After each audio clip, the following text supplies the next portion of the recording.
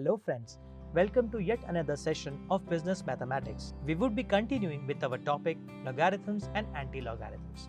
My name is Ashish Jain. I'm an assistant professor at the Department of Computer Applications at the Bhopal School of Social Sciences.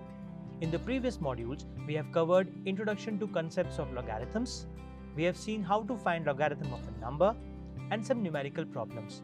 We have also seen how to find anti-logarithm of a number.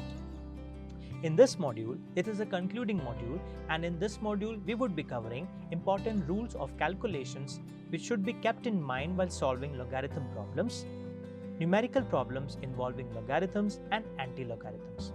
So let's begin. Suppose we have to find out the value of 2.3014 plus 2 bar 0.5362. If you solve this using a calculator, that is 2.3014, since 2 bar is minus 2, we can write it as minus of 2.5362, then we will get minus of 2.348, which is a wrong answer. For such problems, what we need to keep in mind is that we need to separately solve integer part and decimal part together. Here, one point to be noted that the characteristic part can be negative, but mantissa cannot be negative. If the characteristic is 0, then mantissa is taken as negative, which needs to be converted into a positive value by adding and subtracting 1. In the previous module, we have seen how to convert a negative mantissa into a positive mantissa. So now we have, I can write it as 2.3014 plus. In place of 2 bar, I can write it as minus of 2, but the mantissa here is positive, it is plus 0.5362. On separating the integer and decimal part, we have 2 plus 0.3014 minus of 2 plus 0.5362. That is 2 minus of 2 is equal to 0.3014 plus 0.5362. Now, if we add the integer part, we will get the answer as 0. If we add the decimal part, my answer is 0.8376. Hence, my final answer is 0.8376. Hence, 2.3014 plus 2 bar 0.5362 is equal to 0.8376. The second important rule is that, suppose we need to solve 1 upon 3, inside the bracket it is 1 bar 0.6653. If we simply solve this using calculator by doing minus 1.6653 divided by 3, I will get the answer as minus of 0.5551, which is not a correct logarithm. So, for such calculations in logarithm, we need to solve by splitting the negative term to make the mantissa positive. Let us see how. Here, again, one point to be noted is that the characteristic part can be negative, but mantissa is always positive. Now splitting the negative part in fractors so that the negative part can be generated. So we have 1 by 3, 1 bar 0.6653 is equal to 1 upon 3. I can write 1 bar, that is minus 1, 0.6653. So we have 1 upon 3. I can write minus 1 in terms of factors as minus of 3 plus of 2 plus 0.6653. On solving further, I separate it together, so we have 1 upon 3 minus of 3 plus 2.6653. On separately dividing the terms with the denominator value, we have 1 by 3 into minus of 3 and 1 by 3 into 2.6653. On solving further, I'll get as minus of 1 plus 0.8884. Look here, the characteristic is negative, but mantissa is positive. So I can write it as 1 bar 0.8884. Hence, the solution of 1 upon 3, 1 bar 0.6653 is equal to 1 bar 0.8884. Now, we will see some rules of calculations. If it's a case of multiplication, we add the logarithm of numbers which are multiplied together using the product rule. That is, log of m into n is equal to log of m plus log of n. Then, sum of logarithm is the logarithm of multiplication. Taking the antilog of this sum, we will get the final value. If it's a case of division, then we will subtract the logarithm of numbers which are divided using a quotient rule, that is log of m upon n is equal to log of m minus log of n. The difference of logarithm is the logarithm of the division, that is, now taking the antilog of this difference, the final value is determined. If it's a case of involution, that is power, so we multiply the index or the power by logarithm of a number using the power rule, that is log of m whole raised to power n is equal to n times log of m. The product of index and log value is the logarithm of the number, and taking the antilog of this product, the final value is determined. Similarly, in case of evolution, that is roots, we divide the logarithm of number by the index of root. We use the quotient formula, and quotient of log value and index is the logarithm of the root. Taking the antilog of this value or this quotient, we will get the final value. Let us see some examples. Our problem is to solve 5872 multiplied by 0.058. Let us see the solution. Here, let us first suppose that y is equal to 5872 multiplied by 0.058. Now, we take log on both the sides, so we have log of y is equal to log of 5872 multiplied by 0.058. This is a case of multiplication, so we are using the product rule. It implies the value of y is equal to antilog of log 5872 multiplied by 0.058. If we take the log on opposite side, it becomes antilog. Now, using the product rule, that is log of m into n is equal to log of m plus log of n, we have y is equal to antilog of 0.5872 plus log of 0.058. Okay. Now, we will find the log values of corresponding numbers using the log tables. This is to be solved in rough. So, we have log of 5872, which is equal to 3.7687. Let us see how. Here, the characteristic value is 4. Since we have 4 significant values, so 4 minus 1, the characteristic is 3. And mantissa from the log table is here, the characteristic is 4 minus 1, which is equal to 3. And mantissa from the log table is, the main part is 7686 plus the mean difference part is 1, which makes up to be 7687, that is 0.7687. Adding both, we have the final answer as 3.7687. So, similarly, we can find the value of log of 0.058. It is also mentioned here. Now, after putting the value, we need to solve the equations. So, we have 3.7687 plus 2 bar 0.7634. If you can recall the previous example, we need to solve it separate. So, how do we solve? We write it as this: 3 plus 0.7687 minus of 2 plus 0.7634. It implies y is equal to antilog of 3 minus of 2. I am separating the integer part with the non-integer part. It is equal to 3 minus 2 plus 0.7687 plus 0.7634.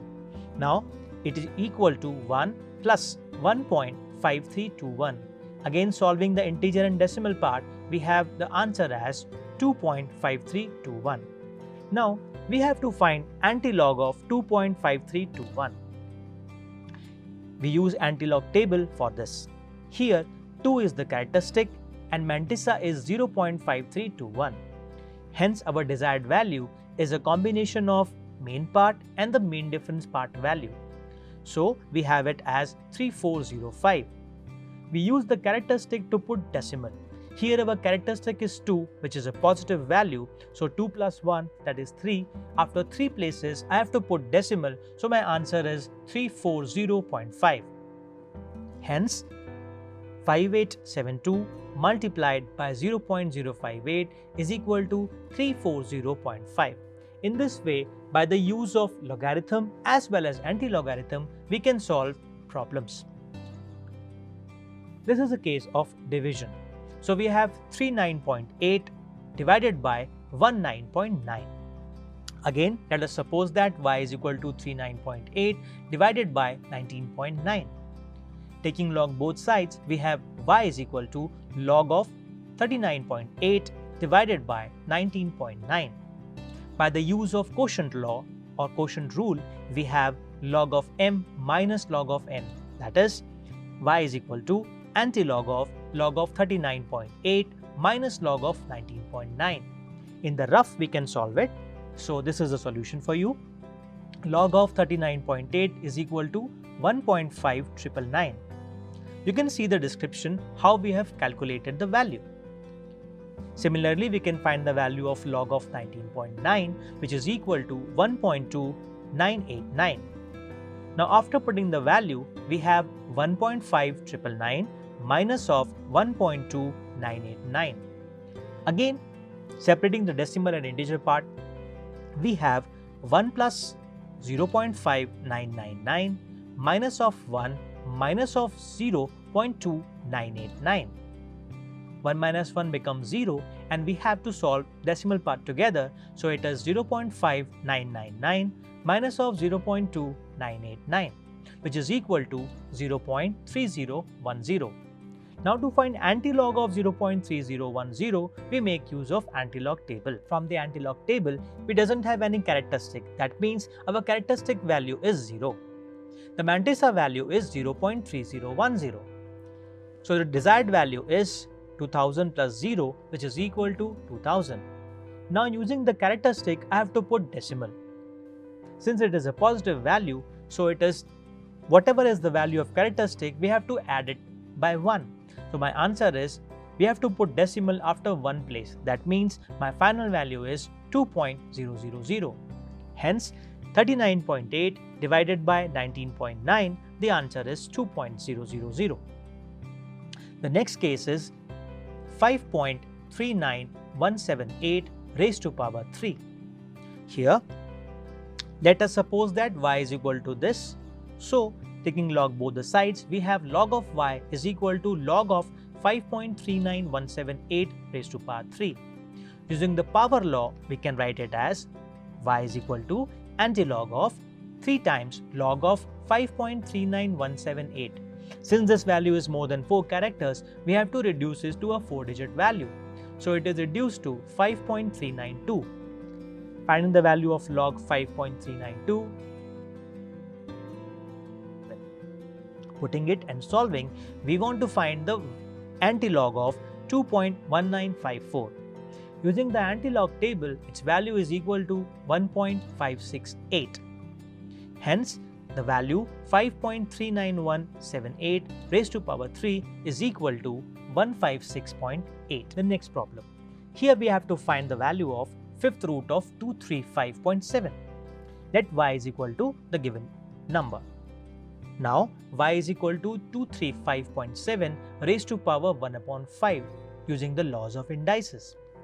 Taking log both the sides, we have log of y is equal to log of 235.7 raised to power 1 upon 5, which is equal to antilog of this whole.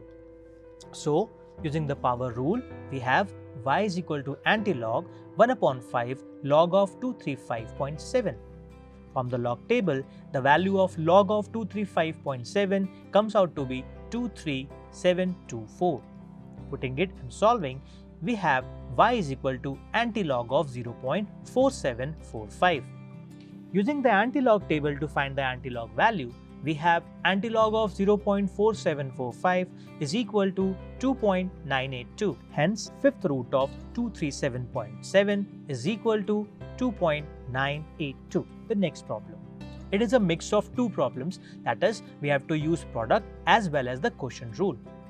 We have to find the value of 5.856 multiplied by 0.007161 whole divided by 0.06253. Let us see the solution. Let us suppose that y is equal to the given value. Taking log both the sides, we have log of y is equal to log of the given values. Y is equal to antilog of log of 5.856 multiplied by 0.007161 whole divided by 0.06253. Using the quotient rule and the product rule, we have y is equal to anti-log of, first we are using the quotient rule, so it is log of 5.856 multiplied by 0.007161 minus log of 0.06253. Now solving this multiplication part using the product rule, we have log of 5.856 plus log of 0.007161 minus of log of 0.06253. Using the log table and reducing these values into a 4-digit number, we need to find the value of log of the given numbers. After putting the values, we have log of 5.856 as 0.7676, log of 007161 is equal to 3 bar 0.8550 and log of 0.06253 as 2 bar 0.7961. Please remember, we always have to solve separately the decimal part and the integer part. Doing so and solving further, we have final value as y is equal to antilog of 1 bar 0.8265. Now, from the antilog table, we can find antilog, which is equal to 0.6707. Hence, the final solution of this problem is 0.6707. The next problem, we have to find the value of third root of 45.37 multiplied by 0.07692 raised to power 4. Here we have a combination of the evolution as well as the multiplication problem. Again, we suppose that y is equal to the given problem. Taking log both the sides, y is equal to antilog of the log of the given problem. Using the product and the power rule, we reduce the problem as y is equal to antilog of 1 by 3 into log of 45.37 plus 4 into log of 0.7692. From the log table, we find the corresponding value of the log, so we put the values and solve it. We will get y is equal to antilog of 0.0963. Using the antilog table, we will find the antilog of 0.0963, which is equal to 1.248. Hence, our solution is 0.248. Hence, our solution is 1.248. To find log of a number using a given log, let us see an example. In this, we need not to find the log value from log table. Instead, we will use the given log to solve the problem. So, our problem is, if log 5 is equal to 0.6990, then we have to find the value of log of 125 and log of 500. So, first part is log of 125. We can reduce 125 in terms of 5 as 5 cube. So, we have log of 5 cube. Using the power rule, we have 3 times log of m, that is 3 times log of 5, that is 3 into 0.6990, since log 5 is already given. Hence, our solution is 2.0970. Similarly, log of 500 can be written as log of 5 into log of 100. Using the product rule, we have log of 5 into 100 is equal to log of 5 plus log of 100. Log 5 is given and we know that log of 100 is nothing but 10 square, that is 2 times log of 10. Log 10 base 10 is 1, so we have 2.6990 is our answer. Let us take another example. We have to prove that x raised to power log y minus log of z multiplied by y raised to power log z minus log x multiplied by z raised to power log x minus log y is equal to 1. So this is a problem. How do we solve it? Let us suppose that a is equal to the given question, that is the left hand side part. Taking log both sides, we have log of a is equal to log of the given problem. Now using the quotient and the product rule, we have log of a is equal to log of x raised to power log y minus log z plus log of y raised to power log z minus log x plus log raised to power plus log of z raised to power log x minus log y. So we have log a is equal to log of y minus log of z into log of x plus log of z minus log of x into log of y plus log of x minus log of y into log of z.